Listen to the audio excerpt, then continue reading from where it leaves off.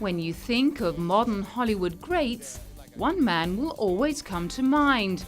It's all-American good guy Tom Hanks. Endearingly ordinary, Tom started his career like many actors with a dream. But unlike most of his peers, his dream came true.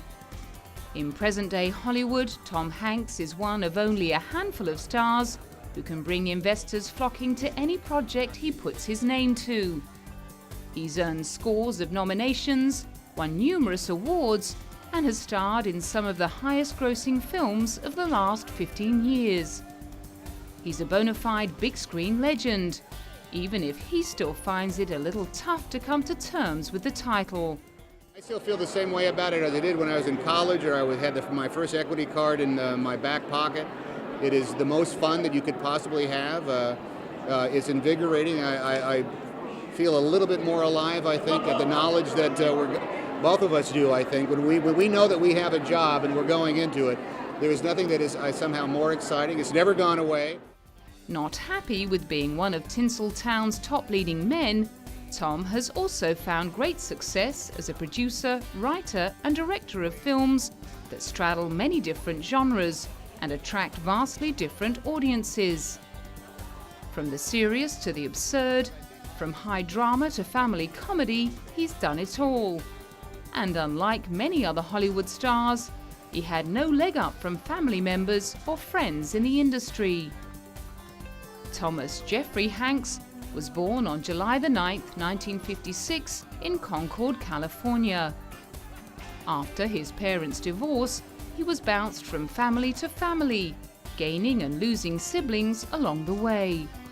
A childhood which would have broken some children helped Tom become self-sufficient, resilient and ambitious. His start in acting was far from auspicious. Although he dabbled in performance at school, he was never very successful. At university, he studied theatre, but didn't even get the roles he auditioned for.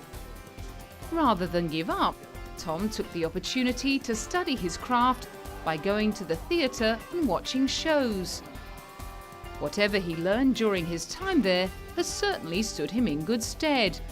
Even the great Steven Spielberg ranks Tom among the very best. We went to the next tier of contemporary greats, and yet Tom Hanks, when you measure his career up to this point, does measure up to all the golden greats of the past. He is an equal with all those great actors who have been honored since, I believe, 1972. Tom's first success in acting came in the early 80s through the TV show Bosom Buddies. For 2 seasons, he performed in drag, and his work started to spark the interest of Hollywood movers and shakers. Director Ron Howard, who also started life in comedy performance, recalls what it was about Tom that caught his eye. I always felt like that he was a guy with a great future, even then. I mean, he was very, very funny in Bosom Buddies. How many people are genuinely funny on television? And he wasn't even a stand-up comic. He was an actor with great timing. That's what I thought about him first. Later, as I got to know him, I understood his background and his ambition. You know, I wasn't at all surprised to see him begin to develop this great, this great resume of work. After Bosom Buddies, Tom landed a role in Splash in 1984, the first of many romantic comedies to come. It was a great success, but Tom still insists he was lucky to land the role. In fact, if you take Tom's word for it, his whole career has been built on a long series of lucky breaks. I can tell you, some of the best jobs I had, well, particularly early on, were jobs that no one else would take. So I was very lucky that everybody who turned down Splash had turned down Splash. I was very lucky that Big was a movie that they couldn't set up until everybody else had fallen by the wayside, and there I was. I was very fortunate that League of Their Own was a movie that came along, and they had to restructure it, and I was the only guy available that could go out and do it again. So just hanging around and ready to go off and do the gig, that's a substantial amount of it. However, it certainly wasn't all plain sailing. After Splash, he had to wait another few years before landing another hit. It came in the form of Big, a fantasy film that captured a particular zeitgeist in the late 80s. In the role of a child suddenly thrown into adulthood, Tom touched the hearts of a whole generation. And the critical and financial success of Big catapulted him onto the Hollywood A-list and turned him into a household name. His next big hit came in 1992 with the baseball film A League of Their Own, which gave him the chance to dig deep. No longer just a romantic comedy star, he really had to stretch his acting muscles and tap into a much wider range of skills. Luckily for him, his talent shone through, and he gained more respect from the industry as a serious actor. Well, he's handsome, not too handsome. He's funny, not too funny. He's crazy, not too crazy. He's serious, not too serious. So he understands how to do everything in moderation and make it brilliant. And I've worked with him. I directed him. In Nothing in Common, I acted with him in League of Their Own. I played ball with him on the Happy Days All-Stars. So he's just got a quality that everybody likes. Tom then returned to romantic comedies, but with a very different attitude. His performances were more subtle, more real, and more human than his earlier work. His old-school charisma won female hearts all around the world when he was paired up with Meg Ryan in Sleepless in Seattle in 1993. He made it look so easy that audiences forgot he was acting and bought into his on-screen characters as an extension of the real Tom Hanks. He even had his co-stars wrapped around his little finger. I mean, listen, I love all the same things that all the people across the street love about him. You know, he's tall, he's handsome, he's funny and compassionate, and I just adore him. Then came Philadelphia, a film a million miles away from light-hearted romance. Now he was on screen as a gay lawyer suffering from AIDS, who sues his firm for discrimination. Tom showed total commitment to the role both emotionally and physically, losing 35 pounds for the part. His portrayal was heartbreaking, honest, and personal, and the surprise success of such dark subject matter was credited to Tom's incredible performance. It earned him his first Oscar and turned him into a box office heavyweight. But instead of sitting back and lapping up the attention, he continued to challenge himself by branching out into other areas of the filmmaking business.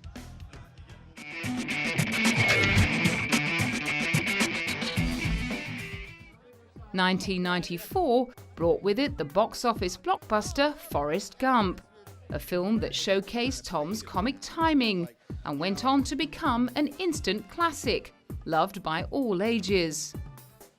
Next came another box office hit, Apollo 13, which reconstructed the ill-fated moon mission of the same name.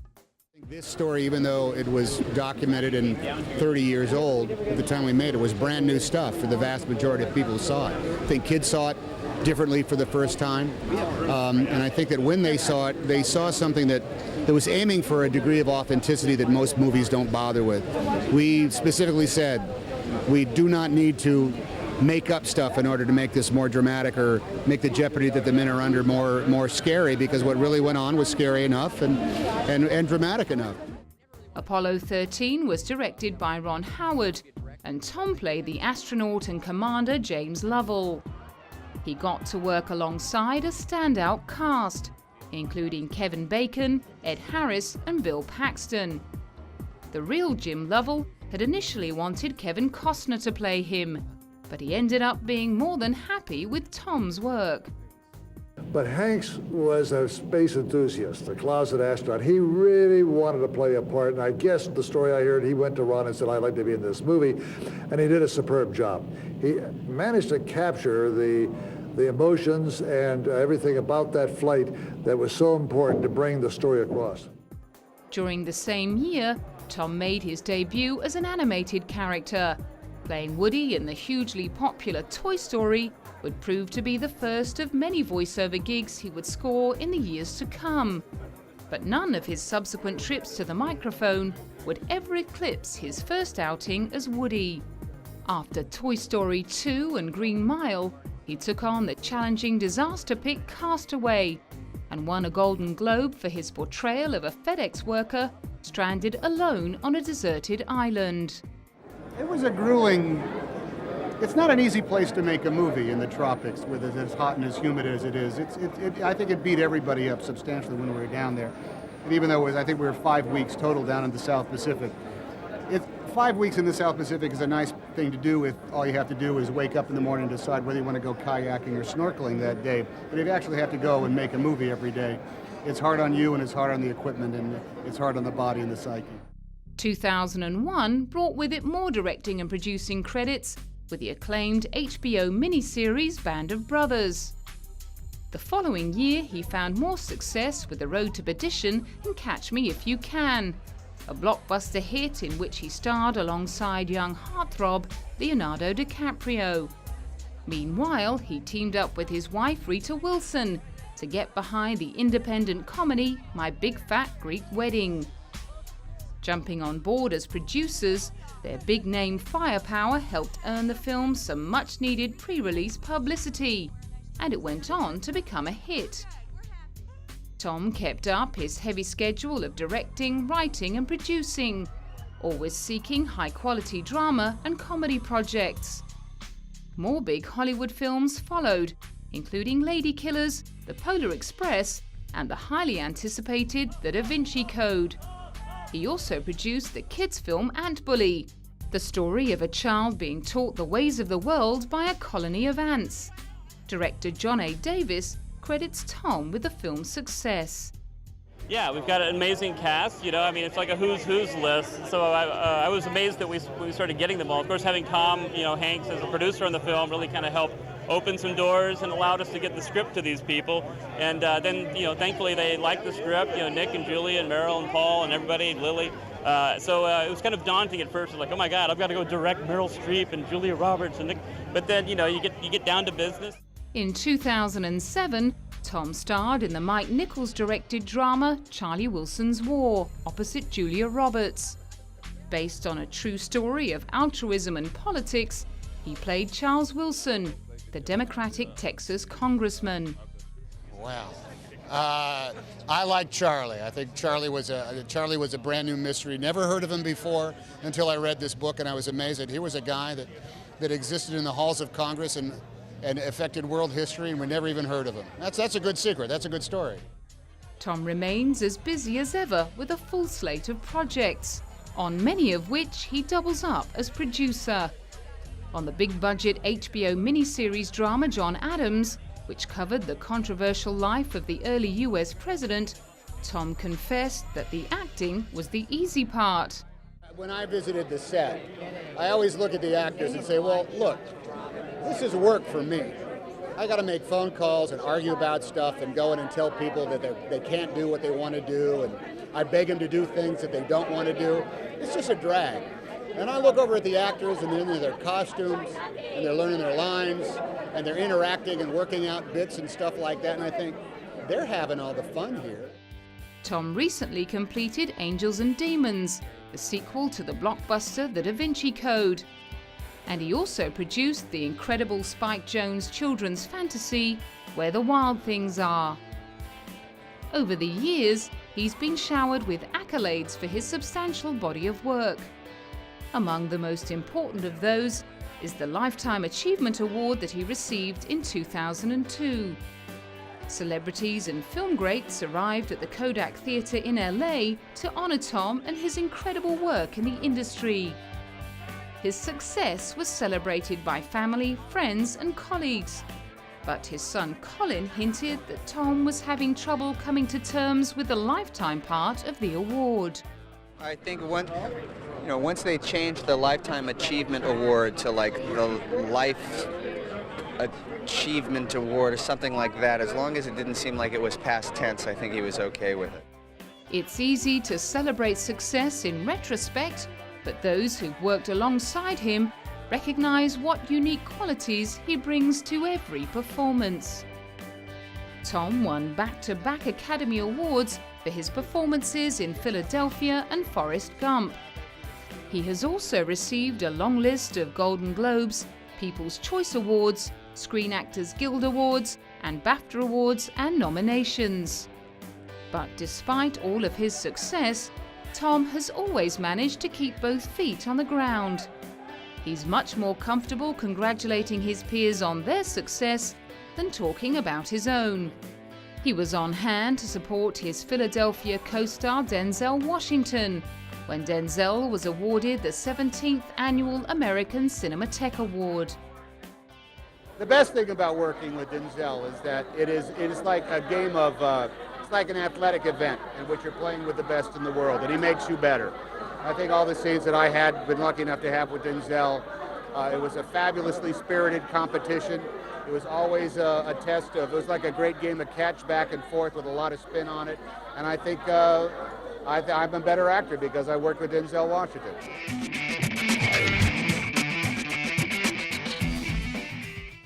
Tom Hanks has distinguished himself from other Hollywood stars not only through his performances, but also through the way he carries himself in his everyday life. So far, he's managed to steer clear of any scandal, perhaps because he stays away from the spotlight, preferring to spend quality time with Rita and his children. He is, however, a politically outspoken and passionate man who talks openly about his opinions. He's also a strong supporter of a number of organizations and charities. At the one-year anniversary of the September 11 attacks, he made a public statement about the change that had occurred in the private and public lives of people the world over.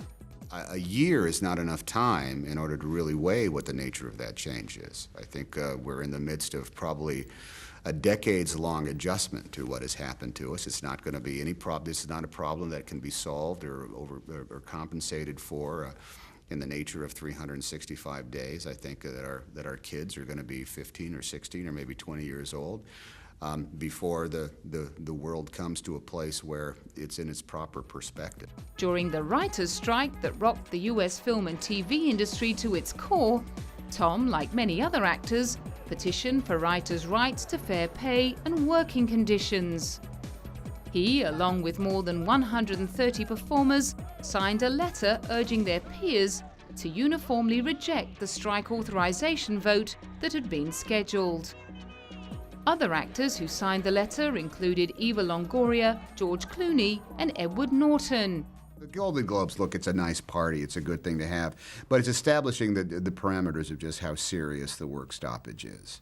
The entire paradigm of how professional people write and create and deliver stories to the audience that wants to see it is in shift. It's in flux right now, and both sides. And I'll put the onus more on the corporate people who own these massive media holdings. You know, it's not just a negotiating that's going on with some producers who are trying to get their movies made. You're talking about, you know, the Rupert Murdochs and the Sumner Redstones of the world. Aware that the writers' cause faced tough and powerful opposition, Tom wasn't giving up the fight. They're the guys that own the whole shebang, and from them on down, there has to be a bit of a new sensibility that goes in, that takes into the realities of the way people literally watch their stories. It's only 24 hours in the day, man, and if they're going to be getting the stories offline or from some other circumstance, or they're going to be giving it away for free, there's got to be a way in order to figure that out. The writers' strike brought to light the huge pay disparities within the industry and caused a massive rift between many performers and those who wrote their scripts. Many television shows were cut short for the season, and people lost their jobs. For the Hollywood elite, who had already made a fortune in film, the situation was not as desperate, and Tom was aware that he was one of the lucky ones.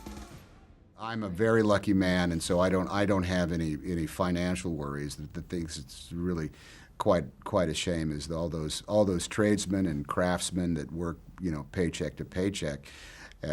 For when those studios are empty and there's nothing going on the slot, that's why we have to get back so that the industry is literally on its feet and these people don't seriously start having to sacrifice more than they should. Tom supports many different organizations and is very socially aware. As an investor in electric vehicles, he gives money and support to alternative fuels and global awareness of environmental issues. He also gives financial support to many Democratic politicians and stands up strong in his support of same-sex marriage. He was extremely vocal in his opposition to the controversial Proposition 8, which confined the legal definition of marriage to heterosexual unions. Despite the strong opposition, Proposition 8 passed with 52% of the vote. But even when it comes to making films, Tom is very openly political. He talks about the difference between making films set in the here and now compared to those set in the past. The distance really is almost, it's like a comforting, it's like a little buffer. Because this happened so long ago, because everybody's shoulder pads and hair and the technology is as different as it is, there is almost a comfort of, oh, look at those quaint days back when we were just taking on the Soviet Union, as opposed to I think the lesser defined and less comfortable aspects of what the armed conflicts that are going on right now. Unlike many other Hollywood celebrities, Tom's private life has managed to remain just that. He married Samantha Luz in 1978. They divorced 11 years later, after having 2 children together, Colin and Elizabeth Ann. While he was still married to Samantha, he met Rita on the set of the television show Bosom Buddies. After running into each other years later on the set of another film, their relationship blossomed and they married in 1988. They have 2 sons, Chester and Truman. Rita and Tom are openly loving and supporting of each other, always at each other's sides throughout award ceremonies and working together on films behind the scenes.